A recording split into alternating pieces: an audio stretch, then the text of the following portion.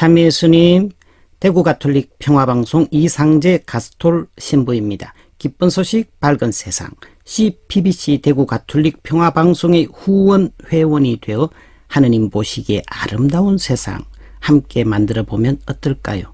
여러분의 거룩한 후원의 손길 기다립니다.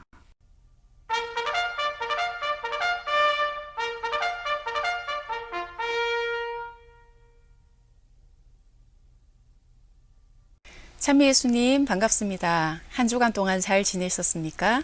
저는 샬트르 성바오로 수녀회 대구 광구 권도미나 수녀입니다. 오늘은 현대인의 정신건강과 영성심리 그 두 번째 시간으로 우리들의 어떤 불안에 대해서 이야기를 나눠보는 시간을 가지도록 하겠습니다. 우선 시작기도 하고 강의를 시작하죠. 오늘 시작기도는 시편 55편 4절의 말씀입니다. 성부와 성자와 성령의 이름으로 아멘. 무서움이 나에게 덮치는 그날 이 몸은 당신께 의지하오리다. 성부와 성자와 성령의 이름으로 아멘. 오늘 제가 드릴 강의의 제목은 불안을 마주할 용기입니다. 여기 화면을 보시면 이제 얼룩말들이 물을 마시고 있어요. 얼룩말 한떼가 아주 이렇게 물을 마시고 있는데 우리가 보기에는 이 사진이 굉장히 평화로워 보입니다. 실제로 저 물을 마시고 있는 얼룩말들도 아주 평화롭고 그런 편안한 상태로 물을 마시고 있을까요? 혹은 숲을 속에 숨어서 자기들을 공격할지 모르는 어떤 그 상황에 대해서 긴장하고 두려워하면서 불안해하면서 경계를 하면서 물을 마시고 있을까요? 아마 후자의 상황일 겁니다. 그 유명한 동물학자인 템플 그랜딘이라는 분이 계세요.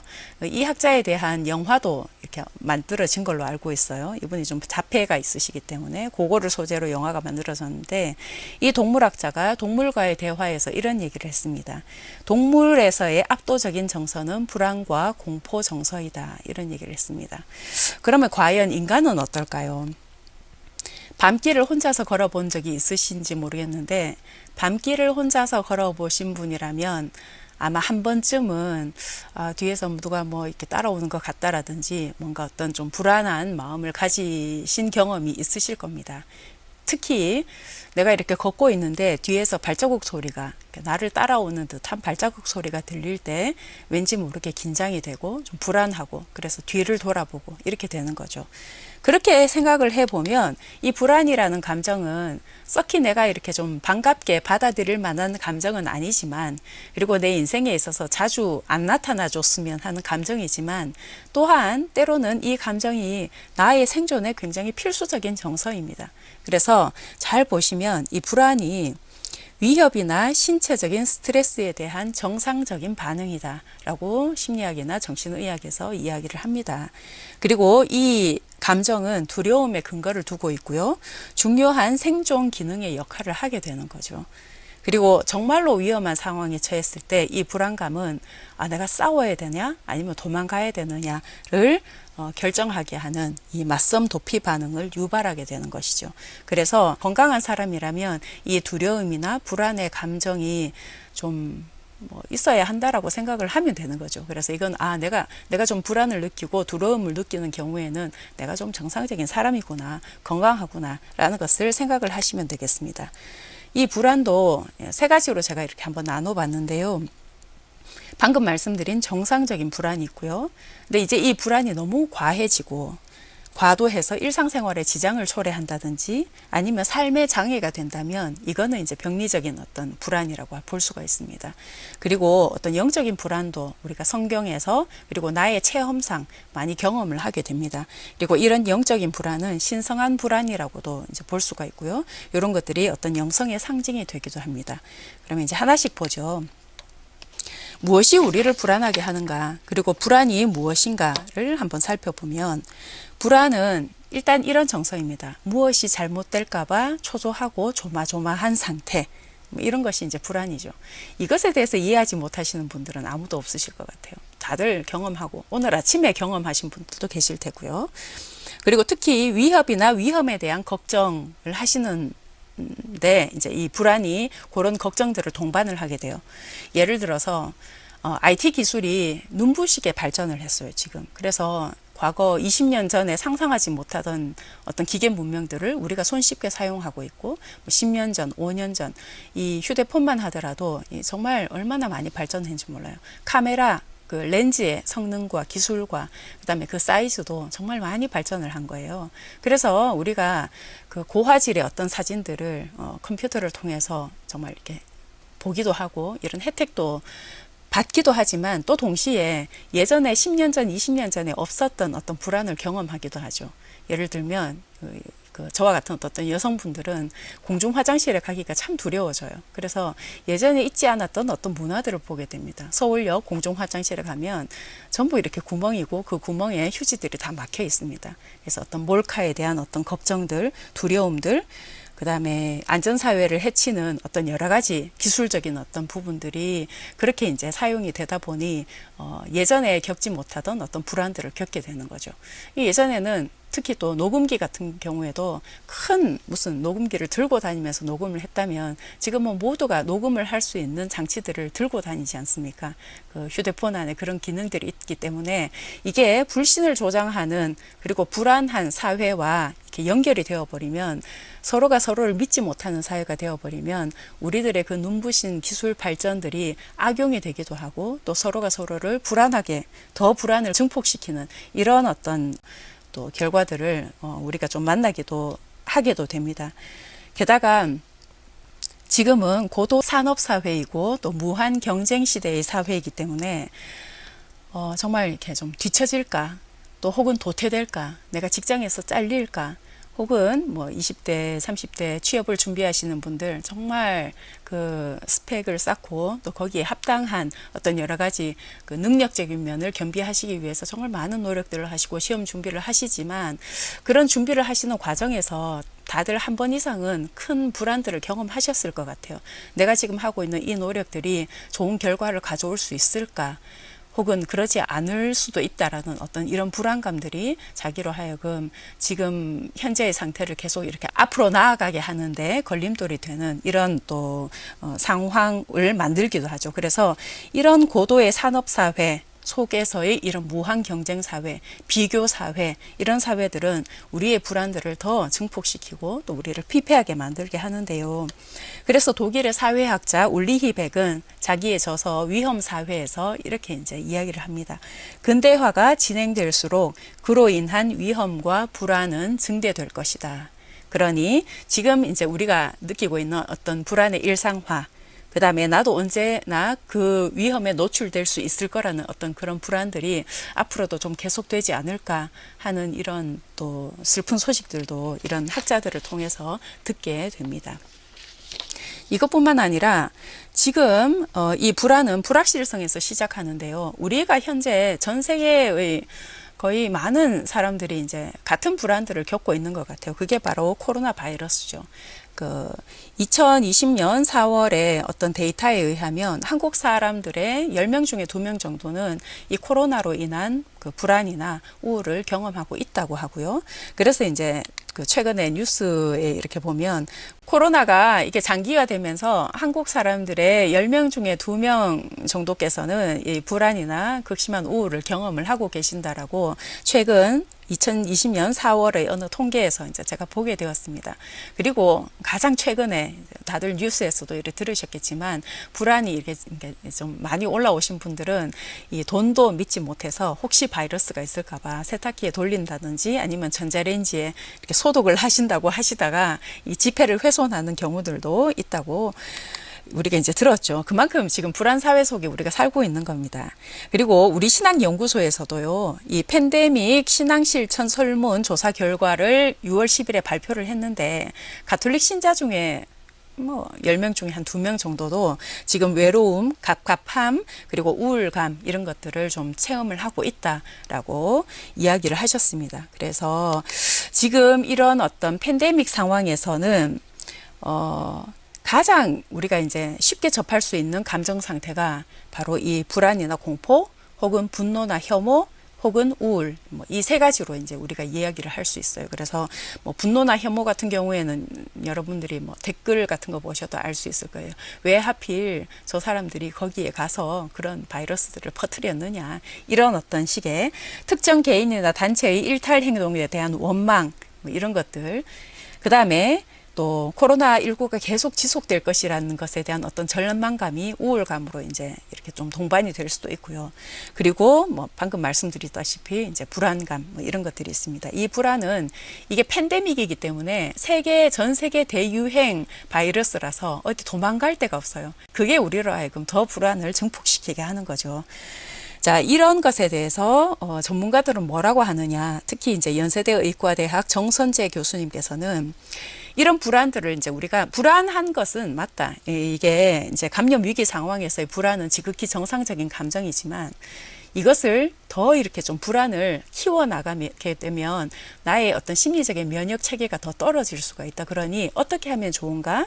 가장 그 핵심적인 것은 그런 어떤 지나친 정보에 너무 자기를 많이 노출시키지 마라.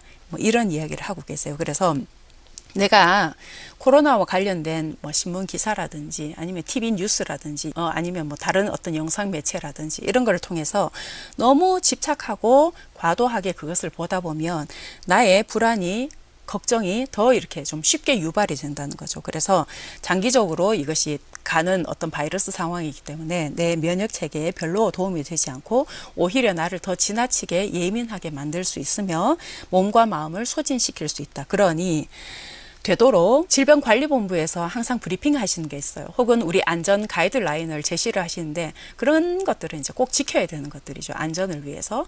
그런 것들을 지킴으로써 나의 어떤 불안감이 좀 감소가 되기도 하고요. 그 이외의 정보에 있어서는 좀 정말로 필요한 정보들만 우리가 좀 접할 필요가 있다 하는 말씀을 하셨습니다. 저도 전적으로 동의하고요. 저도 실제로 그렇게 하고 있습니다. 이런 코로나 상황 이외의 상황을 우리가 돌아보면 그동안 우리를 불안하게 했던 것이 무엇인가를 좀 생각해 볼 필요가 있는데요. 특히 우리 한국 사회에서는 치안이나 범죄 불안, 이게 가장 크고요. 경제적인 불안도 거기에 버금가고요. 그리고 미래 불안 이런 것들이 있습니다. 치안이나 범죄 불안 같은 경우에는 국민의 67.5%가 이런 불안을 경험한 적이 있다라고 통계청에서 발표를 했고요. 또 언젠가 리얼미터에서는 72.8%의 우리 한국 사람들이 묻지마 범죄 불안을 경험한 적이 있다라고 이야기를 합니다. 그래서 이런 어떤 데이터를 봤을 때 우리가 좀 더 안전한 사회를 만들어 가야겠구나. 그거는 사실은 국가의 몫일 뿐만 아니라 우리 개개인에게도 좀 주어지는 어떤 책임이나 어떤 역할들이 있을 거라고 생각합니다. 두 번째, 이제 경제 불안은 세대에 따라서 이 불안의 내용들이 좀 달라요. 특히 20대 같은 경우에는 내가 취업을 못할까 봐 하는 불안, 소득과 관련된 불안이 월등히 많고요. 50대 같은 경우에는 내 노후에 대한 불안들이 이제 많아지는 거죠. 이런 부분들도 우리가 마냥 불안에 떨 것인가 아니면 어떻게 좀 해결해 나갈 것인가가 과제가 될 것입니다. 미래에 대한 불안 마찬가지로 일자리를 잃을까 봐 하는 불안 혹은 나의 회사가 미래에 어떻게 될까 봐. 그래서 지금은 안정되어 있지만 이 안정된 이 상태가 언젠가 이렇게 좀 사라져 버릴까 봐 하는 이런 불안들을 가지고 계신 분들도 꽤 있습니다. 그러면 이제 이것을 전체를 봤을 때 무엇이 우리를 불안하게 하는가? 바로 불확실성입니다. 이 팬데믹 상황도 마찬가지죠.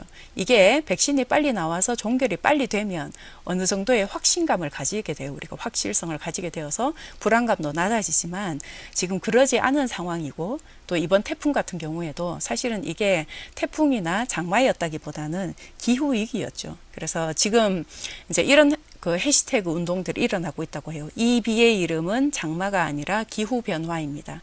그러니 이거는 이제 무슨 말이냐면 우리가 지구의 온도를 낮추지 않는 이상은 이런 한 번도 경험하지 못한 이런 형태의 폭우나 또 극심한 가뭄을 우리는 계속 마주하게 될 것이다. 이런 어떤 불확실성이 주는 어떤 불안들, 우리가 이런 불안들과 함께 살고 있는 것이죠.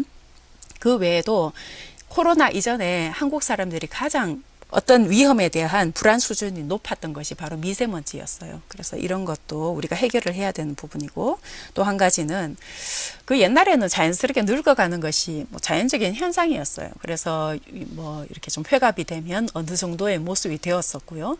또 칠순이 되면 어느 정도의 모습이 되었었고요. 장수에 대해서 다들 이렇게 아주 기뻐하고 뭐 이랬던 시절이 있었냐면, 지금 20대와 30대는 이 늙어감에 대한 어떤 공포와 불안이 있다고 해요. 그래서 이런 것들을, 이게 신종 용어입니다. 노화 공포증이라는 공포증이 새로 생겼는데, 내가 이렇게 좀 늙어가는 것을 받아들이지 못할 것 같다.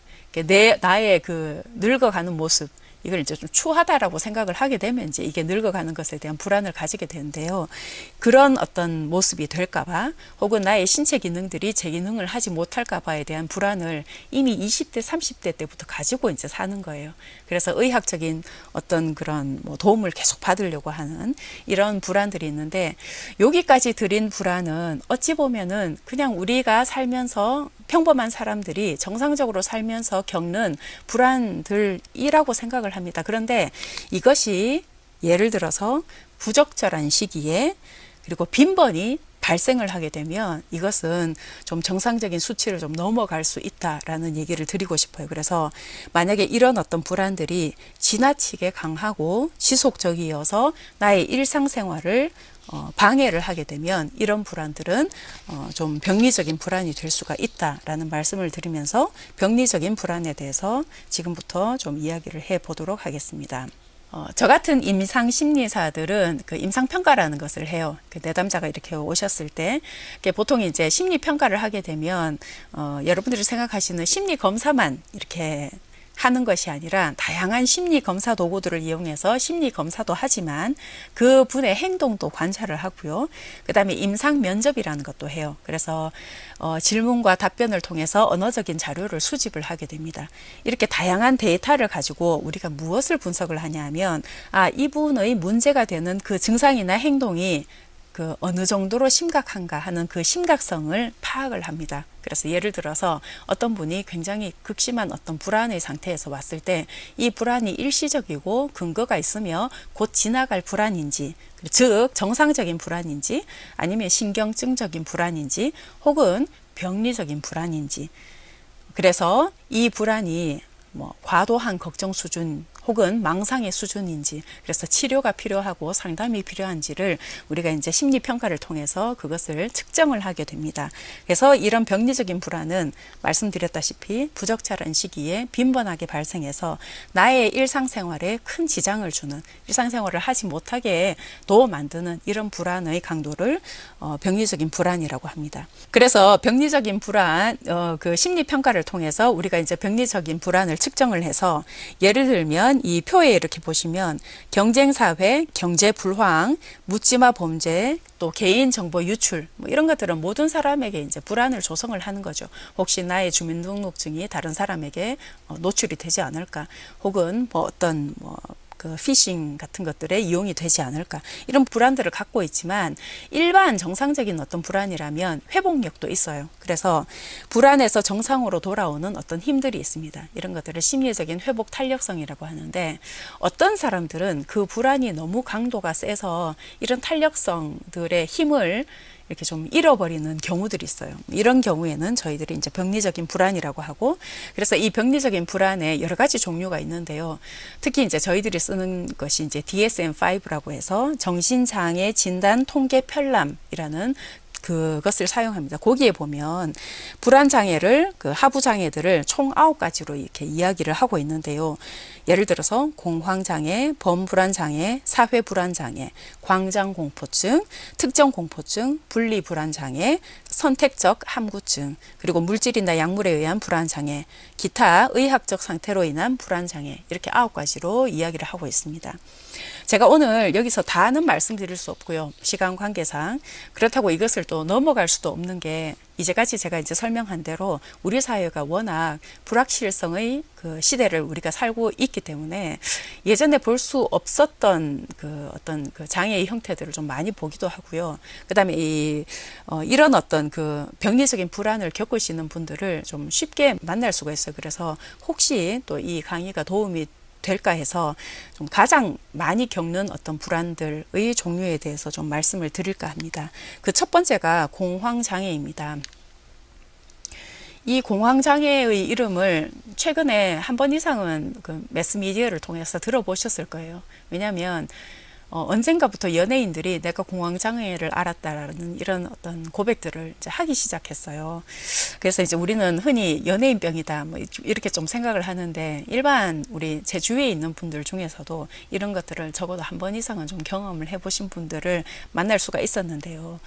이 공황장애는 여러 가지 요인들에 의해서 발생을 하지만 특별히 극심한 스트레스가 이제 그 위험 요인입니다. 그래서 그 심리적인 압박감을 가지고 살아가시는 분들, 예를 들면 연기자 분들 중에서 내가 정말 연기를 잘해야 된다라는 어떤 심리적인 압박감, 이 작품을 잘 해내야 된다라는 심리적인 압박감, 혹은 뭐 코미디언 같은 분들은 내가 웃겨야 한다라는 그런 심리적인 압박감이 너무 과도할 경우에 이런 것들이 극심한 스트레스 요인이 될 수 있는 거죠. 그리고 내가 한 노력만큼, 내가 한 최선만큼 이렇게 좀 피드백들이 돌아오면 괜찮은데, 요즘은 정말로 그 악플들, 그 비난들, 때로는 이런 것들이 이제 도를 넘어서기 때문에 자기가 이제 극심한 스트레스를 받고 있는 것 더하기 이런 악플 세례나 비난의 세례를 받게 되면 사람이 심적으로 어떤 면역력들이 많이 낮아져요. 작아져요. 그래서 불안이나 우울 지수가 높아진다든지 이런 공황장애를 겪게 됩니다. 이런 연예인들 뿐만 아니라 사업을 하시는 분들 혹은 일상생활에서 이런저런 압박감을 그 받으시는 분들 중에 이제 이런 경우들이 있는데요. 요거를 이제 잘 보면 그 증상들이 주로 이야기하시는 게 호흡이 너무 가쁘고 심장이 정말 빨리 뛴다. 그 다음에 이렇게 내가 숨을 못 쉴 것 같다라는 그런 어떤 불안들, 그래서 과호흡을 하시게 돼요. 근데 이 과호흡이 뭐를 또 부르냐 하면 현기증이나 어지럼 증을 이렇게 또 동반을 하게 되거든요. 그러니까 내가 나를 잃어버릴 것 같은, 통제를 못할 것 같은 이런 불안이 또 엄습을 해오고, 그리고 이제 도착지가 뭐냐면 어머 이러다가 죽어버릴 것 같은 이런 이제 생각들을 가지게 됩니다.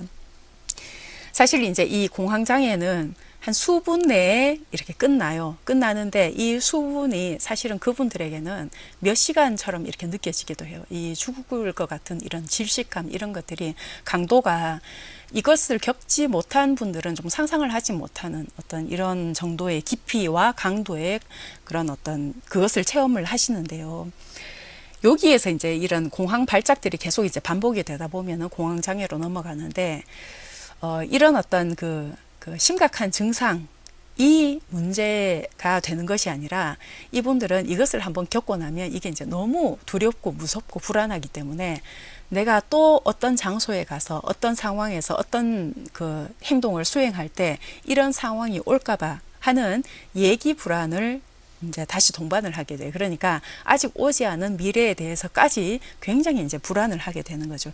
이게 사실은 더 이제 그분들을 힘들게 하는 어떤 요소가 됩니다. 그래서 공황장애를 겪으시는 분들은 좀 정말 불안도가 많이 이렇게 높아지시고, 그리고 혹시 지금 이런 증상을 좀 가지고 계신 분들은, 저도 지금 여기 그 화면에 띄워놨지만 요즘에는 어떤 이렇게 좋은 병원들에서는 그 이런 어떤 자가진단 체크리스트들을 이렇게 좀 무료로 제공해서 본인들이 한번 알아보도록 이렇게 하고 있어요. 그런 서비스들을 해주고 계셔서 한번 보시고, 내가 좀 맞는 것 같다라고 생각을 하시면 본인이 자가진단을 하시지 마시고 병원을 가서 꼭 전문의와 상담을 하시기 바랍니다. 그래서 좀 전문적인 어떤 조언도 받으시고 또 필요하면 약도 이렇게 드셔야 됩니다. 이 공황장애와 굉장히 관련 있는 장애가 바로 광장공포증입니다.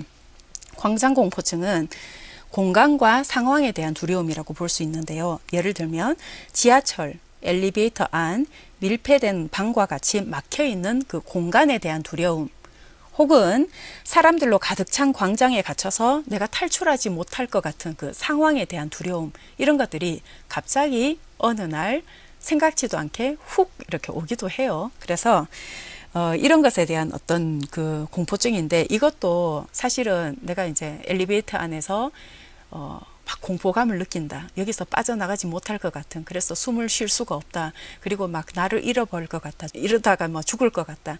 이런 어떤 생각들이 일반인들이 이렇게 들으면 너무 과도하고 비이성적이죠.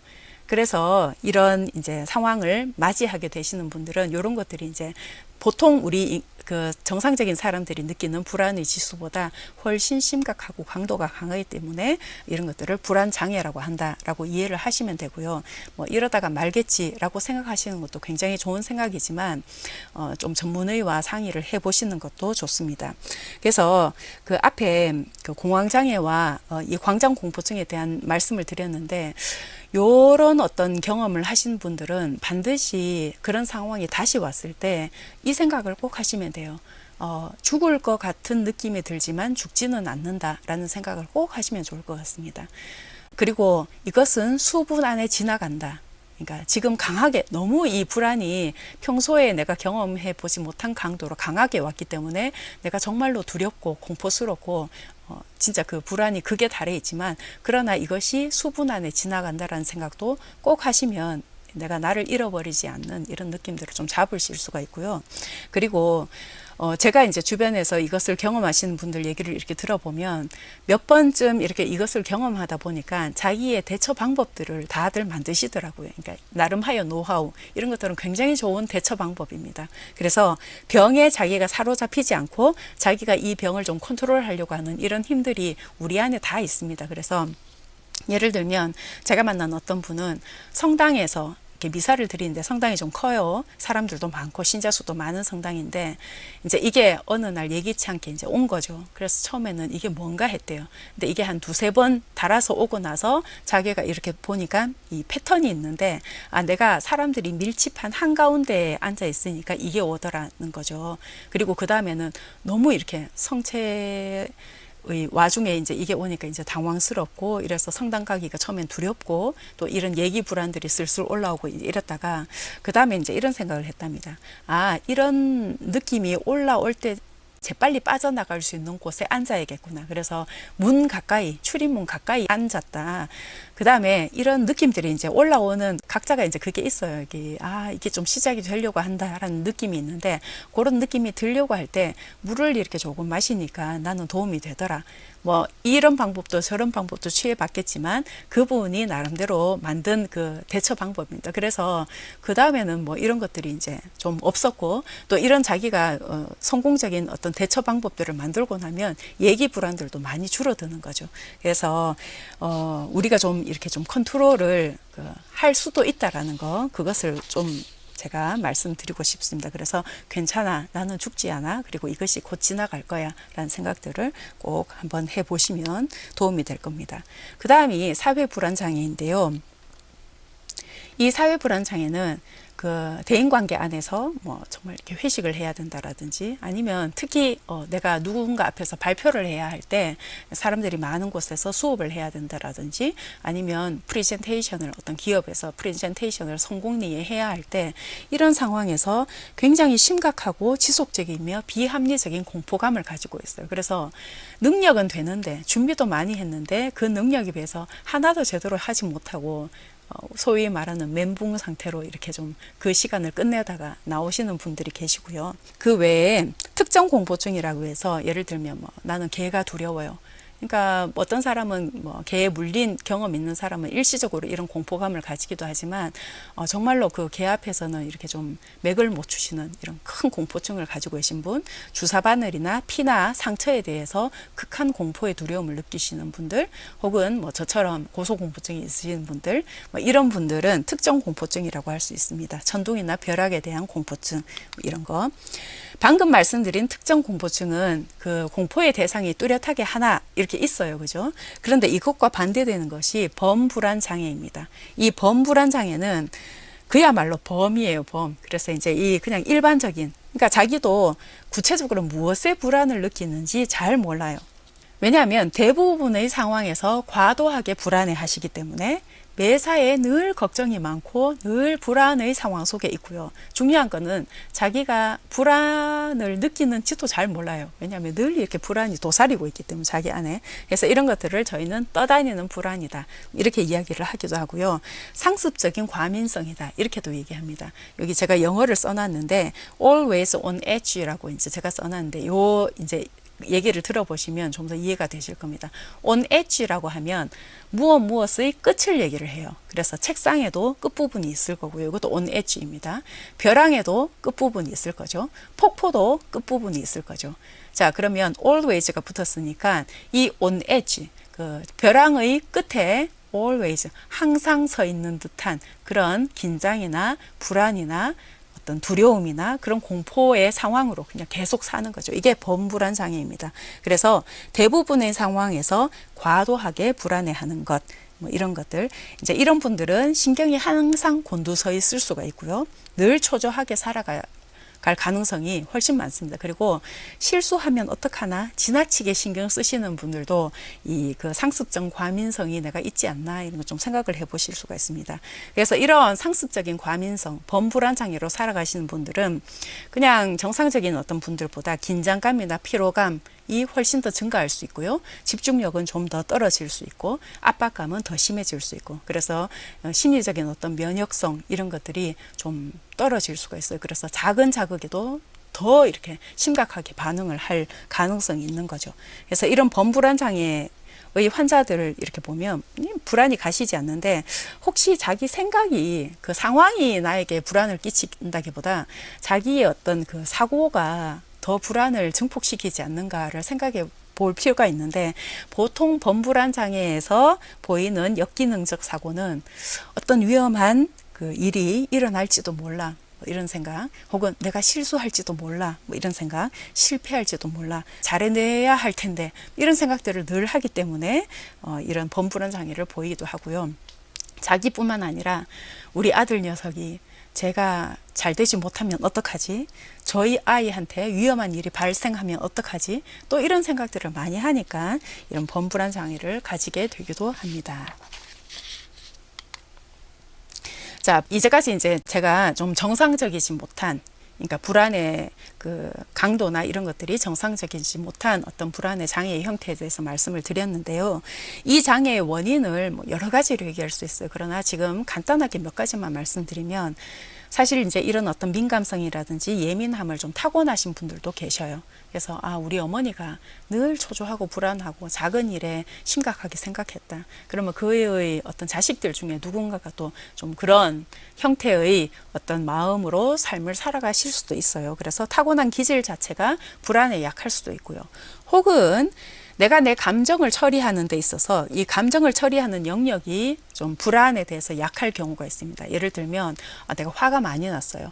근데 이 분노를 적절하게 잘 내가 이렇게 해소하지 못할 경우에 긴장을 하게 되고 그 다음에 내가 좀 과도하게 예민해져 있고 그러다가 외부에서 어떤 자극이 작은 자극이 올 때 내가 이제 어떤 극심한 불안을 혹은 뭐 극심한 다른 형태의 어떤 감정들을 좀 맞이하게 됩니다. 그래서 뭐 이런 경우도 있고요.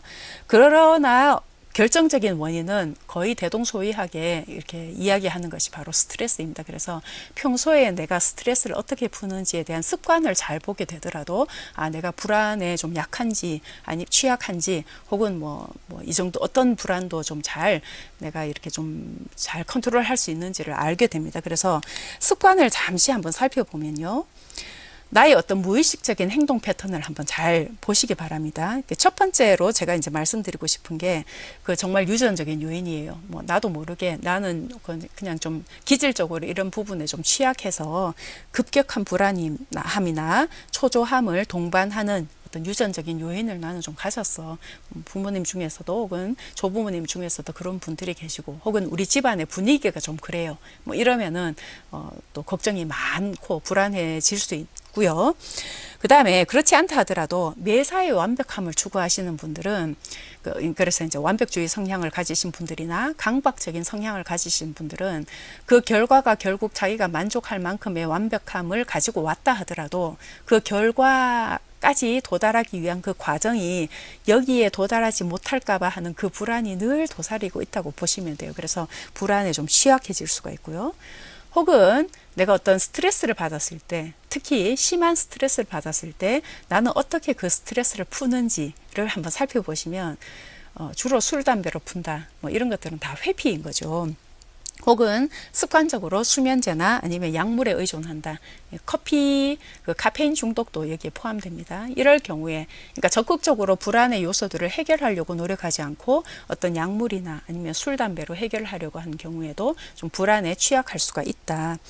그리고 나의 성격이 예민하고 화를 잘 내고, 그리고 자기 통제가 좀 힘들다. 이런 분들도 불안에 취약할 수 있거나, 혹은 후회를 하거나 불안해할 어떤 상황을 자기가 오히려 초래를 하기도 하죠. 그래서 좀 불안에 대한 어떤 그 악순환을 가져오기도 합니다.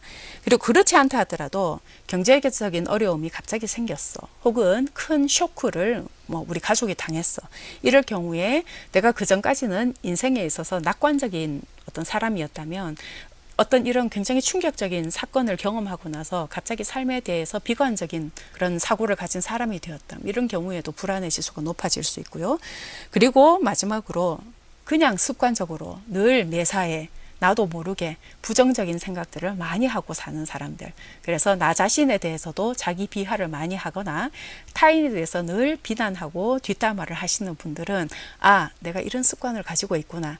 잘 살펴보면 그런 뒷담화나 나 자신에 대한 부정적인 판단과 생각 아래에는 이런 불안들이 이렇게 좀 있다고 볼 수가 있습니다. 자, 그 다음에 뇌를 이제 하나 이렇게 좀 보고 싶은데요. 제가 이제 지난번에도 우리 그 인간에 대한 이해를 그 삼중뇌를 통해서 어떤 그 정서에 대한 이해를 말씀을 드렸는데 오늘도 여기에 대해서 한번 말씀을 더 드려보면요. 인간의 뇌를 뭐 여러 부분으로 이렇게 좀 설명을 할 수 있지만 크게 세 부분으로 이렇게 좀 설명을 할 수가 있습니다. 첫 번째가 지난번에 말씀드렸다시피 정말 뇌, 간, 소, 뇌 이런 것들은 아주 우리의 생존과 밀접한 연관이 있는 뇌입니다. 그래서 호흡이나 뭐 여러 가지 이런 어떤 그런 것들을 관장하는 뇌이고요. 이런 뇌를 뇌과학자들은 파충류의 뇌라고 이렇게 얘기를 합니다. 그 다음에 두 번째는 우리의 정서를 관장하다든지 성욕을 관장한다든지 아니면 기억이나 분별 이런 것들을 관장하는 뇌가 이제 변형계라는 뇌인데 이런 뇌를 구포유류의 뇌라고 이제 이름을 붙이고요. 그 다음에 인간을 인간답게 만드는 뇌, 인간을 동물과 다른 어떤 차원으로 살게 하는 뇌가 있어요. 특히 전두엽과 같은 어떤 기능들을 보시면 아실 텐데 이제 그게 바로 심피질 뇌입니다. 이 심피질 뇌는 뭐 인간이 정말 연합적인 추리를 한다든지 과거를 기억해서 현재를 점검한다든지 그리고 그 과거를 통해서 역사를 통해서 미래를 예측한다든지 이런 거는 굉장히 고차원적인 뇌의 기능입니다. 그리고 그 외에도 내가 나를 겸허하게 성찰할 수 있는 어떤 능력들, 그 다음에 우리가 어떤 유한한 존재이지만 이 유한성에 머무르지 않고 어떤 초월적인 갈망들을 가지게 하는 그리고 그것을 현실의 삶에서 살 수 있도록 만드는 이런 능력을 실제로 살게 하는 뇌가 바로 이런 심피질의 뇌입니다. 그런데 폴 맥릴린이라는 어떤 그 학자가 연구를 했는데요. 인간이 불안이나 공포나 아니면 위협이나 이런 상황에 계속 지속적으로 노출될 경우에 이 심피질의 뇌를 잘 사용하면서 살 수 있는가를 연구를 했어요. 연구를 해보니까 아니다. 위협이나 공포, 불안의 상황에 계속 지속적으로 노출되면 인간은 생존 지향적이 된다. 즉 고차원적인 사고가 어렵게 된다. 그래서 이런 것들을 다운시프팅이라고 얘기를 합니다. 그래서 심피젤의 뇌가 가장 고차원적인 뇌고 예를 들면 파충류의 뇌나 구포유류의 뇌가 그것보다는 좀 더 하등이라고 하면 그렇지만 이제 좀 그런 뇌인데 우리가 지속적으로 예를 들면 그 학교 안에서 선생님이 너무 무서워요. 불안을 조장하고 우리 반에서 공포를 유발해서 학생들의 성적을 올리려고 할 경우에 그 학생들이 자기들이 가지고 있는 어떤 고차원적인 사고의 능력들, 창의성이나 이런 것들을 잘 발휘를 하냐 하면 그러지 않고 그 시간을 살아남으려고 하는 생존 지향적이 된다는 거죠. 가정에서도 마찬가지입니다. 부모님이 너무 엄하다. 우리 아버지나 어머니가 너무 엄하고 불안을 조성하고 계속 남과 비교를 하고 그리고 아주 위협을 한다든지 특히 뭐 요즘 가정 안에서의 아동 폭력 이런 사건 사고들이 정말 좀 많아져서 제가 이렇게 마음이 아픈데 이런 상황에 우리 아이들이 지속적으로 노출되게 되면 이런 고차원적인 사고보다는 생존 지향적인 이런 사고들을 많이 하게 된다. 이런 거죠. 그래서 이런 것들을 다운시프팅이라고 하고, 그러니까 우리가 살고 있는 이 사회가 안정되고 어떤 확실성을 가지고 있을 때 인간은 더 인간이 가지고 있는 뇌의 기능들을 더 잘 표현하면서 훨씬 더 이제 좋은 사회를 만들 수가 있고요. 사회 안에 불안이나 이런 어떤 요소들이 이제 많아지면, 공포감이나 긴장감이나 아니면 위협적인 요소들이 많아지면 아무래도 생존 지향적이 되거나 아니면 정말 좀 원시적인 감정을 마구 그 걸름 없이, 필터링 없이 그냥 이렇게 표출하면서 사는 이런 사회가 된다라는 말씀을 드리고 싶습니다. 그럼 지금까지는 제가 이제 좀 정상적이지 못한 어떤 불안의 형태에 대해서 이제 말씀을 드렸습니다. 그리고 이제 우리가 영적 불안에 대해서도 이제 조금 봐야 되는데요. 영적 불안은 말씀드렸다시피 좀 신성한 불안에 속하고요. 어떤 영성의 상징이 됩니다. 성경 안에 보면 성경 안에는 찬미의 이야기도 많고 기쁨의 이야기도 많고 놀람의 이야기도 많지만 그 인간의 그 정말 유한한 어떤 조건들, 불안, 공포 뭐 이런 어떤 그 상황들도 굉장히 많이 서술이 되어 있습니다. 정말 많아서 예를 다 들 수는 없지만 예컨대 창세기 41장 8절을 보면 이런 어떤 그 말씀들을 볼 수가 있어요. 이 파라오가 꿈을 꿨어요. 다들 아시다시피. 근데 이제 그 꿈이 사실은 악몽만 꾼 게 아니고 사실 그 앞에 좋은 꿈도 꿨어요. 좋은 꿈도 꾸고 그다음에 또 뭔가 그 굉장히 빈약하고 뭐 소들이 뭐를 다 먹어버리는 뭐 이런 꿈도 이제 꾸게 되는데 어쨌든 그 꿈을 다 꾸고 나서 아침에 깬 그 파라오의 심정이 불안이었습니다. 그게 이제 그 창세기 41장 8절에 나오는데요. 아침이 되자 파라오는 마음이 불안하여 그 모든 현인들을 이제 불러 모은 거죠. 그리고 내 꿈을 좀 해석을 해라.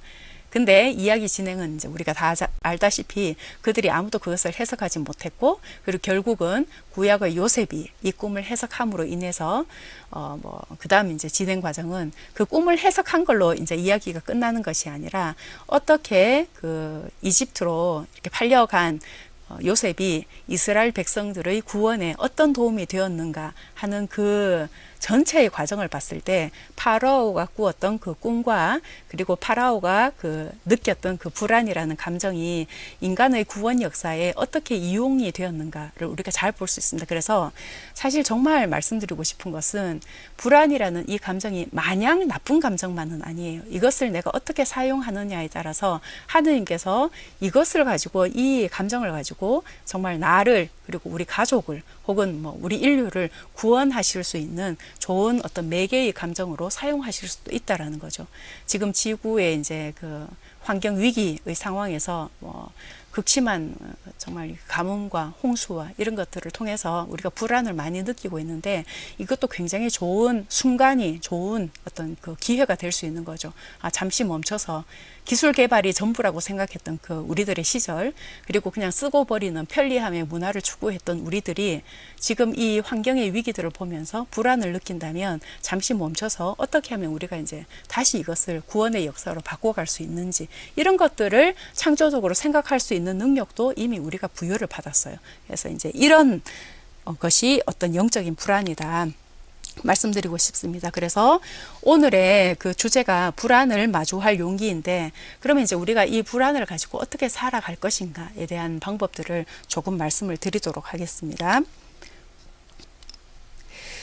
여러분들이 병원에 가시면, 이제 어디가 아파서 병원에 가시면 의사 선생님들이 이제 이렇게 물으실 거예요. 뭐 어디가 아프세요부터 해서 어느 만큼 아프세요를 물으세요. 그래서 뭐 0에서 10까지 중에서 어느 만큼 아프세요, 이런 거를 물으시는데요.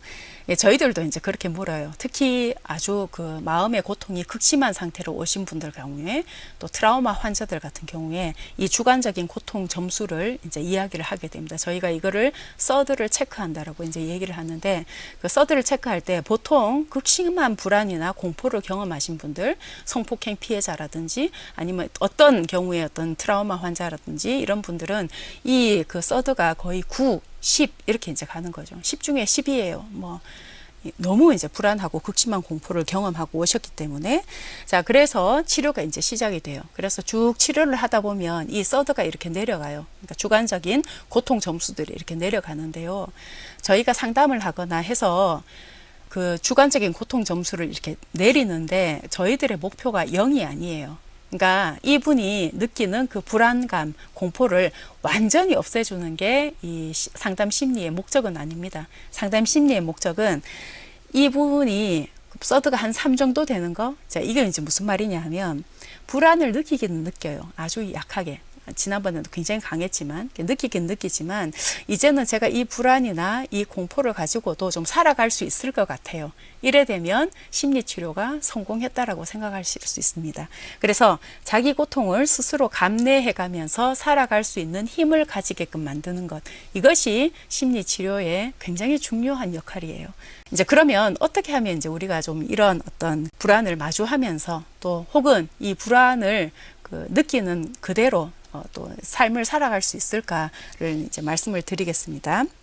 우선 이제 보통 어떤 사건이 발생을 해서 이제 두려움이나 불안 같은 심리적인 고통이 초래가 되죠. 그러면 보통 우리는 어떻게 하냐면 습관적으로 방어를 하거나 혹은 대처를 합니다. 대처는 조금 전에 제가 이제 몇 가지 예를 말씀을 드렸는데 어떤 공황장애를 가지신 분, 혹은 광창공포증을 가지신 분들이 처음에는 막 너무너무 힘들었다가 그래서 성당도 안 가야 되나 뭐 이렇게 이런 건 방어죠, 그죠? 이렇게 했다가 몇 번 이거를 겪고 나니까 나름대로의 어떤 정말 좀 대처할 수 있는 방안들이 생긴 거예요. 이런 거는 굉장히 훌륭한 지혜로운 어떤 방법들입니다. 자, 그리고 보통은 우리가 이제 방어를 써요. 예를 들면 국가도 그렇습니다.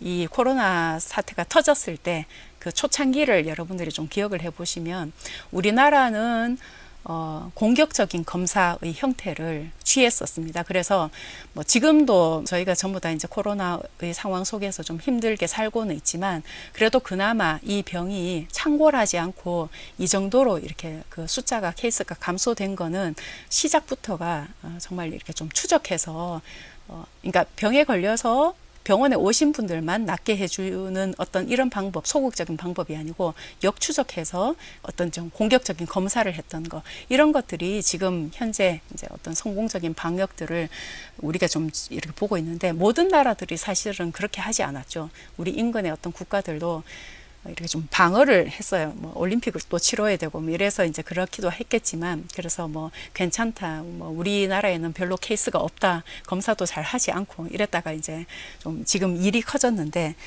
한 나라도 그렇고 우리 한 사람도 그렇습니다. 어떤 불안이나 두려움의 어떤 고통을 초래하는 사건이 발생했을 때 내가 어떻게 하냐 이렇게 보면 혹시 내가 방어를 하게 되면 이게 이제 악순환이 계속이 돼요. 이게 파털이라는 이제 유명한 심리학자가 이제 그걸 설명한 것을 제가 도식으로 한번 만들어 봤는데요. 예를 들어서 불안한 일이 어떤 일이 생겼을 때 그것을 방어를 하게 되면 그러니까 회피를 하거나 혹은 부인을 하거나 뭐 그렇지 않다. 뭐 우리나라엔 그런 일이 없다. 뭐 이런 거 혹은 뭐 합리화를 하거나 거짓말을 한다든지 이렇게 되면 이 불안의 어떤 상황들이 종료가 되는 것이 아니고 악순환이 되기 시작합니다. 이 방어했던 것이 더 큰 불안이나 더 큰 두려움의 상황을 가지고 오는 어떤 그런 상황을 초래를 할 수가 있고요. 이 더 큰 불안의 상황이 되면 또 더 큰 방어를, 더 강한 방어를 하게 됩니다. 이게 이제 계속 되는 거죠. 악순환이 되는 거죠. 그러면 어떻게 하면 이런 어떤 더 큰 불안이나 더 큰 두려움을 가지고 오지 않게 할까를 생각을 했을 때 맨 첫 번째 그 두려움과 불안의 그 상황이 시작되었을 때 방어를 하지 않고 내가 다른 형태의 어떤 무언가를 입장을 취한다면 이런 어떤 그 두려움이나 불안의 악순환들을 내가 좀 막을 수가 있다라는 것을 말씀을 드리고 싶어요. 그래서 습관적인 어떤 반응들을 이제까지는 방어의 형태로 정말 그냥 뭐 회피를 하거나 합리화를 하거나 아니면 그냥 수동 공격 있죠. 뭐 다 남 탓으로 이렇게 돌린다든지 억압을 하거나 이렇게 했다면 우리는 이제 곰곰이 생각해서 이 불안을 좀 이렇게 좀 없앨 수 있는 혹은 이 불안의 강도와 함께 그러나 이게 더 현명하게 살아갈 수 있는 어떤 대처의 방법들도 마련할 수 있을 거라고 생각합니다. 그래서 말씀드리고 싶은 것은 두려움이나 불안, 긴장, 초조감을 느낄 때 이렇게 할 수 있습니다. 깊게 심호흡을 한 후에 좀 흘러보낸다. 그런데 이제 아까 전에 그 패닉 상태에 계신 분들은 심호흡 같은 경우에는 그다지 뭐 좋지 않아요. 그래서 이런 공황 발작의 경우에는 스스로 마음을 안정시키는 게 이제 더 낫죠. 괜찮아. 나는 죽지 않을 거야. 그리고 조금 있으면 다 지나갈 거야. 이런 생각들을 의식적으로 계속 하다 보면 이 생각을 하지 않을 때보다는 그 상황을 견디기가 훨씬 더 수월할 수 있습니다. 그리고 일반 우리 이제 불안한 상황 같은 경우에도 불안을 없애려고 하기보다는 이 불안이 있다는 사실을 인정하는 것도 훌륭한 대처 방법이라고 할 수가 있어요. 그래서 불안은 썩 유쾌한 감정은 아니에요. 그리고 뭐 그다지 나에게 오지 않았으면 하는 감정이지만 이미 그 상황 안에서 이런 불안감을 느꼈다면 이렇게 생각하는 거죠. 저 불안이라는 그 감정이 썩 유쾌하지는 않지만 그러나 저 불안이라는 감정이 나를 삼키지는 않는다라는 생각을 하시면 좋고요. 그래서 반드시 돌파구는 있다. 이런 생각들을 하시면 좋습니다. 그리고 이 불안을 촉발하는 그 촉발 원인이 있어요. 이 촉발 원인에 대해서 너무 부정적으로 생각하시다 보면 생각이 많아지고 또 복잡해지실 수가 있어요. 그래서 너무 부정적인 의미들을 많이 부과하기보다는 좀 이것을 거리두기를 하는 어떤 연습들을 하는 것도 도움이 될 수 있습니다. 그래서 상황이 아닌 생각이나 해석이 때로는 나의 감정을 더 이제 힘들게 하기도 하기 때문에 내 생각이나 해석들을 좀 관찰해 볼 필요가 있다. 이 부분은 우울증하고도 관련이 있어서 다음 주에 제가 자세한 예와 함께 설명을 또 드리도록 하겠습니다. 그래서 프랑스 17세기였나요? 유명한 소설가인 오노레 드 발자크는 이렇게 얘기했습니다.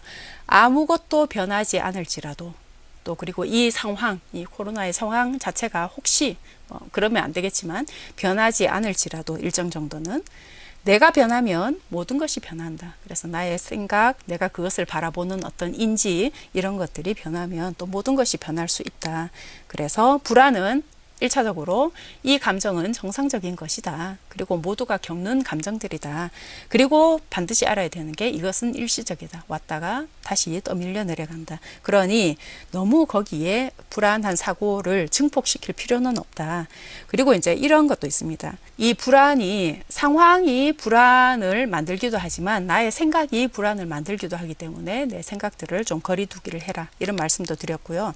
그래서 때로는 불안이 저절로 그냥 가라앉도록 내버려 두는 것도 일시적으로는 조금 좋은 방법인데 그 내버려 두는 게 그냥 이렇게 좀 자는 것, 자고 나면 뭐 해결되겠지 이런 어떤 얘기는 아닙니다. 우리나라 사람들의 불안 해소법의 1위가 그냥 잔다인데요.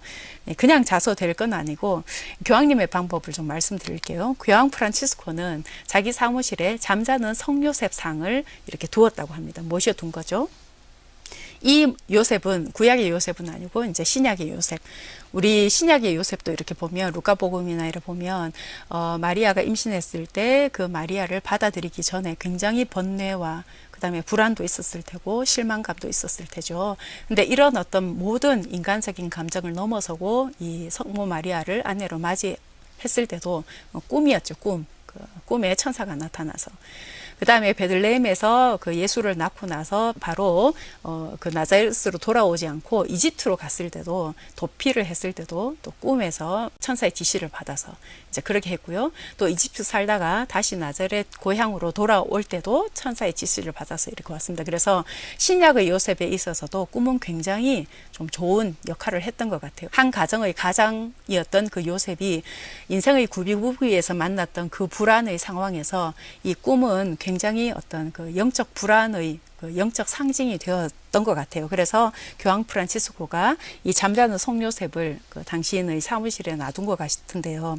어떻게 하시냐면 교황님이 얼마나 그 번뇌가 많으시겠어요. 불안한 상황도 있을 테고 걱정과 두려움의 상황도 있을 테고 그래서 이런 상황들을 잘 대처하기 위해서 최선의 노력도 다 하시겠지만 때로는 이것이 이제 뭐 오늘 종료가 안 되는 경우에는 쪽지를 이렇게 쓰신다고 해요. 내가 뭐 이런 것이 저런 것이 좀 지금 걱정스러운데 불안한데 성요셉님 저를 위해서 좀 도와주십시오. 기도해 주십시오. 이렇게 쪽지를 써서 잠자는 성요셉상 밑에 이렇게 넣어둔다고 해요. 그리고 이렇게 잊어버리고 주무시는 거죠. 그래서 그냥 내버려 둔다기보다는 어떤 영적인 행위를 하신 다음에 모든 것을 그 의탁하고 맡기고 이제 이렇게 좀 근심으로부터 이렇게 거리두기를 하는 것 이런 것들은 굉장히 훌륭한 방법입니다. 이거를 교황님께서 2015년 1월에 필리핀에 그 정말 많은 사람들 앞에서 이 방법에 대해서 이야기를 하시면서 뭐라고 하셨냐면 요셉 성인은 주무시는 동안도 교회를 돌보십니다. 진짜예요. 이렇게 말씀을 하셨어요. 그래서 혹시 여러분들도 뭐 꼭 성요셉상이 집에 없으면 뭐 다른 어떤 성상들의 뭐 이런 방법들을 해보시는 거 좋습니다.